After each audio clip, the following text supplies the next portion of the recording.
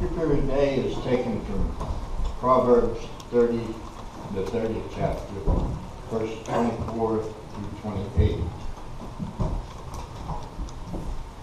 There be four things which are little upon the earth, but they are exceedingly wise. The ants are a people not strong, yet they prepare their meat in the summer. The conies are but a feeble folk, yet make they their houses in the rocks. The spiders taketh hold with their hands, and is king's palace. For this week, however, I am getting around to this week. We are looking at Proverbs, the 30th chapter, and verses 24 through 28. And I thank Bill for reading this passage to us. But there, the proverb writer Solomon wrote that there are four things that are very small in the earth, yet they are exceedingly wise. It is without doubt that that people are the wisest and smartest of God's creation here on earth. And yet, if we are truly wise and are truly smart, learning comes from all around us. That's much of what the book of Proverbs is about. It starts out in chapter 1 that wisdom is in the street crying or yelling, but who will heed her? And it's interesting to me how many different places that we can find wisdom and find ways to improve our lives. And the Solomon writer, or the proverb writer Solomon, wrote here in this 30th chapter about these four very small creatures that are exceedingly wise. And the first one that he mentions is that of the ants. And the ants are said that they provide for their food or provide their meat in the summertime. We see that two lessons that we can learn from the ants is one of industry or work and one of foresight. And oh, how we could gain from principles of industry or hard work and principles of foresight in our lives. In Proverbs, the 6th chapter, just a couple of chapters earlier, I think Solomon dealt with this from the idea of the ants in even a stronger way. In Proverbs 6, and starting in verse 6, he says this to the lazy man: "Go to the ant, thou sluggard, consider her ways and be wise, having no guide, overseer, or ruler, provideth her meat in the summer, and gathered her food in the harvest. How long wilt thou sleep, O sluggard? Wilt thou arise out of thy sleep?" And so the idea of learning from the ant is here in the book of Proverbs. And again, as I mentioned, we see that there's the principle of hard work and of foresight. Do we need those principles in our daily walks, in our daily lives? How much difficulty and suffering is there today because of laziness? You know, in Ecclesiastes, the same writer in chapter 9 and verse 10, he echoed something that I'd heard my father say all my life. I never knew it was scriptural, but I'd say, "Dad, I was tired." At times during hay season, we have trail rides going on, he would push to work 20 hours straight, and I'd say, "Dad, I'm tired." And he'd say there'll be plenty of time to sleep when you're dead. Now, that wasn't comfortable words to hear when I was tired. But I found a verse that's almost along those lines in Scripture. Solomon, in the 9th chapter of Ecclesiastes, in verse 10 said, "Whatsoever your hand finds to do, do it with all your might.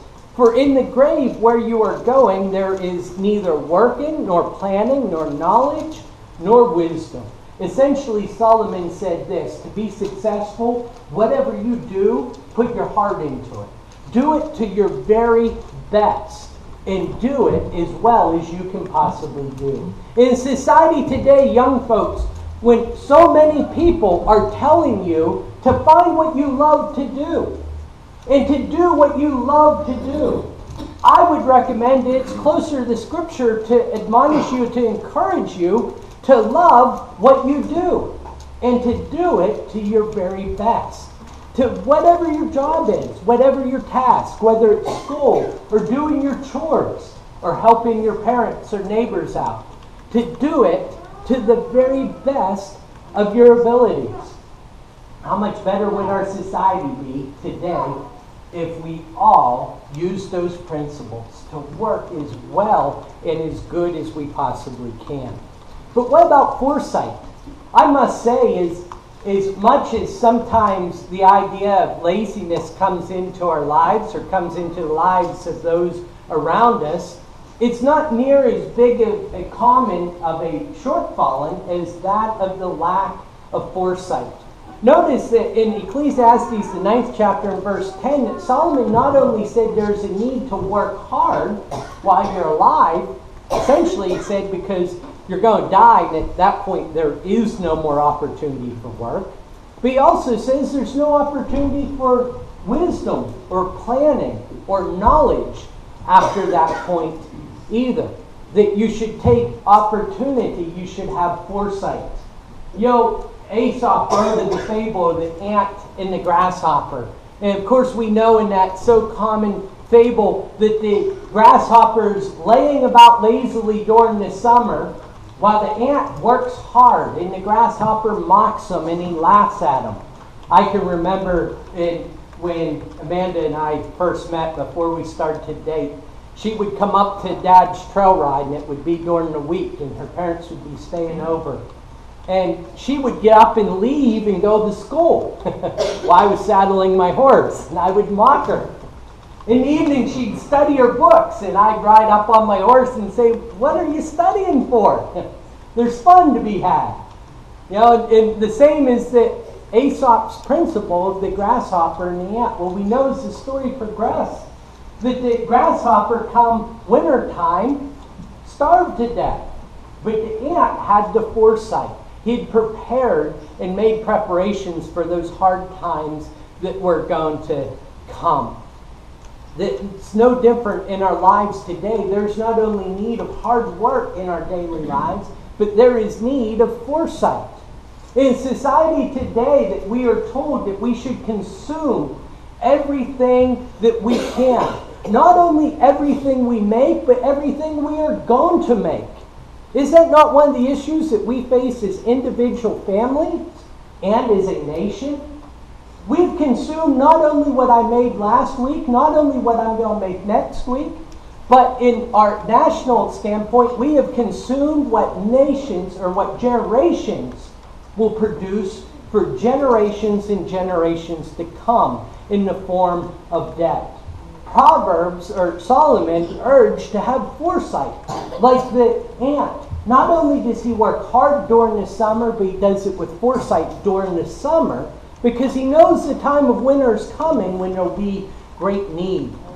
The proverb writer also said in the 22nd chapter in verse 7 that the borrower is slave to the lender. The borrower is slave to the lender. You know, oftentimes we talk about how busy we are and how many obligations we have. And when I say this, I don't know what your financial situation is. I know what mine is, and I can see these principles in my life. How often do we sell tomorrow for the pleasures of today? And then begrudge and cry over the fact that I am slave. I got to work because I have debt. I have bills to pay. The proverb writer says that we would do well to not only work hard, but to work with a mind towards the future, an eye, rather, to the future with a great deal of foresight. We can learn a lot from that ant in our secular lives. Do these principles vary at all, though, when it comes to our spiritual lives? Let me ask you, there is oftentimes not much of a struggle with laziness in our physical lives because we can see our desires and our desires and our wants and our longings do such a wonderful job of motivating us.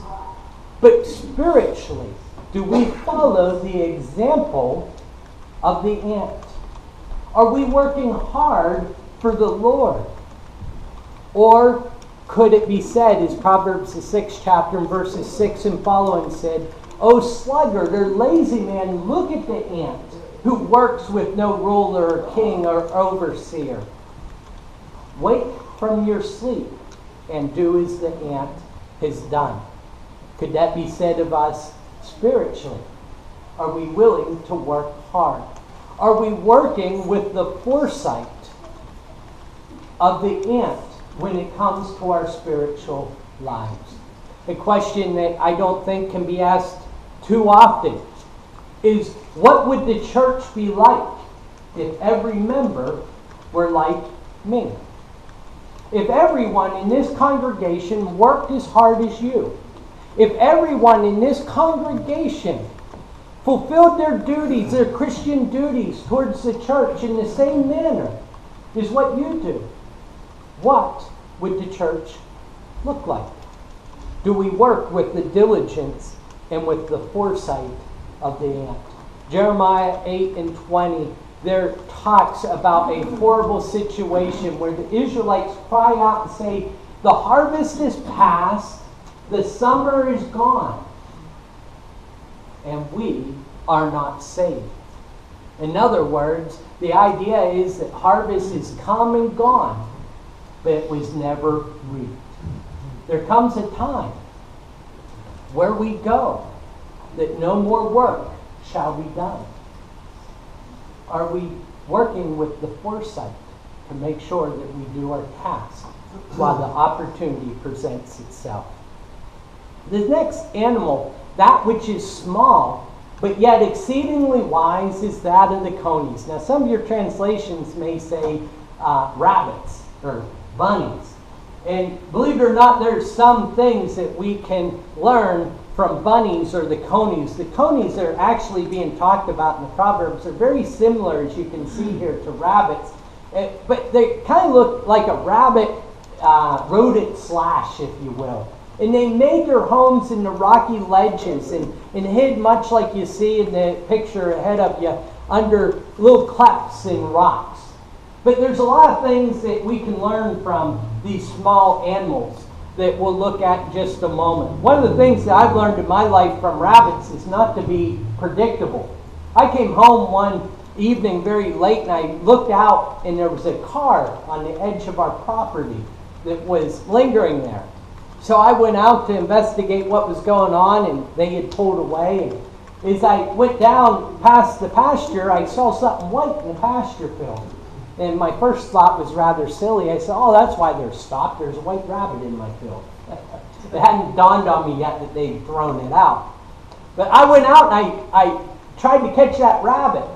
And of course he'd dart away from me. And he was much faster than I am, as you might imagine. But you know, every time I dove at that rabbit, he would dive to the right. And after a while, I said, I'm not going to let this rabbit win. I'm catching him one way or another. So in time I learned, I just simply dove to the right. And sure enough, he darted right into me, Frank. And there I gathered up my rabbit and took in the house, much to the dismay of Amanda. He didn't know his weakness, did he? He didn't recognize his weakness. The proverb writer says that the conies, they are feeble people, or they are weak people.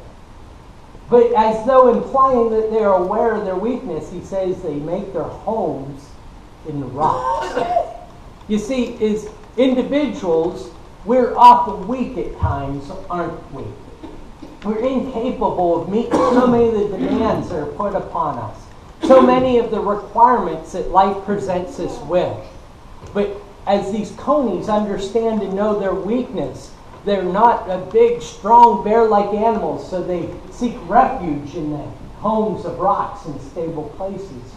We too would be well to recognize our own feebleness and to look at the rock that is higher than I. In Psalm 46 and verse 1, we read, God is our refuge and strength, a very present help in trouble. I don't know about you, but I don't like to admit that I need help. I don't like to admit that I have shortcomings. I don't like to admit that I'm not strong enough. But in this life, the reality sets in that I need help. And where will that help come from? In Matthew the 7th chapter, verse 26, there Jesus talked about, or chapter 7, 26 and following, verse 26 is up here, about the man who built his house upon the sand. And what happened to the house that was built upon the sand? Does any of my young folks remember what happened? Braden, do you remember what happened to the guy who built the house on the sand and then all the rain came? You don't? I bet you remember somewhere. Remember, there was another guy. It collapsed, absolutely. Good job. Are we going to rely on the rock and build on things that are strong and sturdy and will last? Everything this life offers us is as feeble as we ourselves are. Do we learn from the conies? Thirdly is the idea of the locusts. Here the proverb writer says they have no king, yet they work and perform in unison. Man, did I spell unison correctly? Okay. I just dawned on me when I put that on there. I said, I need to check with Amanda on this. So I'm okay then. But they work in unison. If it wasn't spelled correctly, I need to make sure you knew what I meant. They work. And, I have a picture of the swarm here. But how amazing is it when you see these swarms, and we don't oftentimes see swarms of locusts, but they're very common or relatively common in the Mideast. And they work as one and they go as one. Well, who's the leader? There is no leader, is he? They're all working for the same objective. We're weak, as we just mentioned. We talked about building on the rock that is the commandments of hearing and doing the commandments of God. As individuals, we're very weak. And we look at this life in so much discussion in light of presidential years. The presidential years come up about where our country is and where our country is going and what our obligations as Christians are. And I think oftentimes, as so many life lessons teach in this way. I remember a few years ago that Christian and I jumped in the dump truck, and at the time I wasn't feeling real well, and Amanda had pneumonia in both lungs. But it snowed hard that day, and I plowed out our parking lots in our driveway. And I thought, my buddy Steven lives just a few miles down the road. I'm going to go plow him out. I didn't know he wasn't home, but while I was plowing out, his house is on a slope. I know right where the edge of his driveway is, and I thought I could just push that snow a little bit further, and I felt my front left wheel dip off the side of that sidewalk, or that driveway. And there we were stuck, weren't we, Christian? And I rocked, and I called Stephen and said, "Where are you?" I was mad at him for not being home. Like it was some kind of fault of his, right? He says, "I've got one of the girls at a sporting event. I'm not going to be home for a couple hours." "Why? What you need?" I said, "Nothing." Christian says, "Dad, what are we going to do?" I said, "Well, Christian, it's a couple miles back home in snow. Remember what I told you?" "Yeah, walk," he says. Yeah. I said, like any other big task in life, that journey happens one step at a time. And it seems miserable to think about those miles in this kind of weather right now. But when we put our foot in front of the other, and then do that again, and do that again, and do that again, and do that again, eventually we're going to get there. And that's the way a lot of life's big tasks get done, isn't it? Well, I'd like to relate that in concepts of working together the way the locusts do. Can you imagine if someone said to the locusts, "I want you to clean that whole field free of vegetation. I don't want to see anything green." that little locust would look and say, I can't eat all of that. But yet when the locusts come through and they harvest or they eat all the greenery, all the foliage, it's gone, isn't it? It's nothing but sticks and brown left. How'd that happen? Just like life happens one small step at a time, when each of us does what we are required to do, when we work for the same goal, the daunting task of impacting society for the cause of Christ, for saving the souls with the gospel of Jesus Christ, with seeing good things come out of the impact of the Christian seems daunting. How could I ever have an impact? But when we work together, when we work within the confines of the organization that God has given us, of His church, what wonderful and immense things can take place. Brothers and sisters, we can't have an impact on our own. We can't accomplish great feats working individually and towards our own tasks.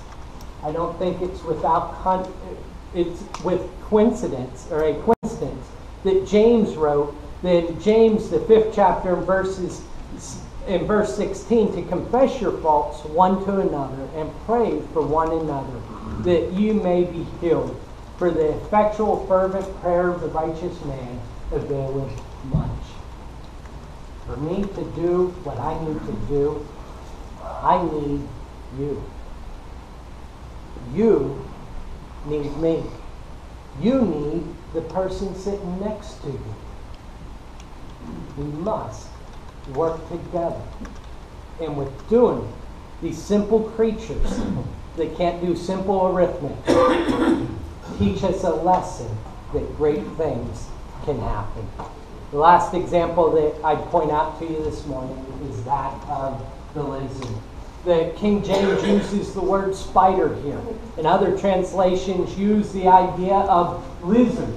And I'm not sure if translation of the words are similar exactly which is meant, but the principle applies to both. We love to go to Disney World. We, Lord willing, are going to Florida again on vacation, but we're not going to Disney World. And the kids have been revolting recently. And we want to go back to Disney. But when I go to Disney, it costs a fair amount of money. I have to pay. If I tried going there without paying, they'd say, no. You stay on the outside of the gate, right? But when I paid every year to go there, what I've seen in those gates and in those parks and in the resorts that didn't pay a penny to be there, the lizards. They go everywhere. And you can't keep them out of anywhere. And the idea that King James uses of spiders the same, isn't it? They get into our houses, they get into our closets, they get into our sheds. You can lock the door, but they don't pay any attention, do they? Well, how do they get there? Both the lizard and the spider, they reach their desired place through continued effort and determination. And herein lies the principle or the idea for us to learn from these very small creatures that are exceedingly wise. When we've learned what is right, will we be determined? Will we forever work at it until our goal is accomplished? Proverb writer in the 2nd chapter said to buy the truth and sell it not. In other words, obtain what is right, obtain the truth and the way of life that's right, and don't ever give it up. Notice what's not mentioned here. Buy the truth if it doesn't cost too much. Sell it, or don't sell it, unless you get the right price. He says, no, you buy it regardless of the cost, and don't ever sell it regardless of the offer. You keep it. You stay with it throughout life. In Acts, the 2nd chapter, verse 42, it wasn't the end of the story when those individuals responded to the gospel call by being immersed for their remission of their sins. But instead, that we see they continued steadfastly in the apostles' doctrine. In 1 Corinthians, the 15th chapter, verse 58, that entire chapter really is a beautiful chapter about death.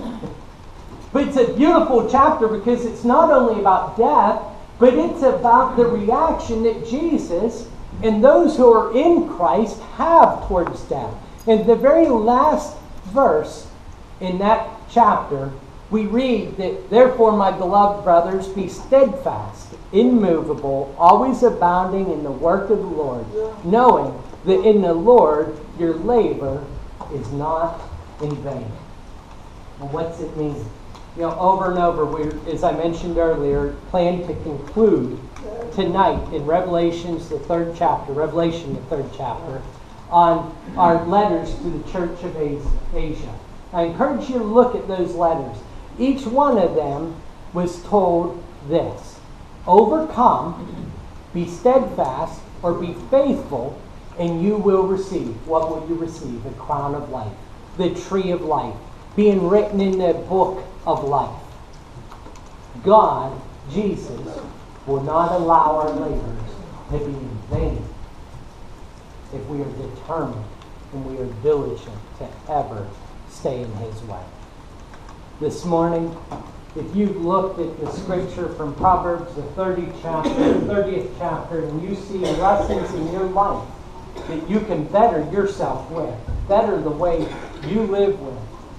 If in analysis you realize that you are not in a position that you can remain steadfastly and be right with God, why not respond to His invitation? Why not come forward and to accept the grace and the mercy and the forgiveness of sin that He so freely offered to this world? If you're subject to that gospel call this morning, why not come forward as together we stand and sing?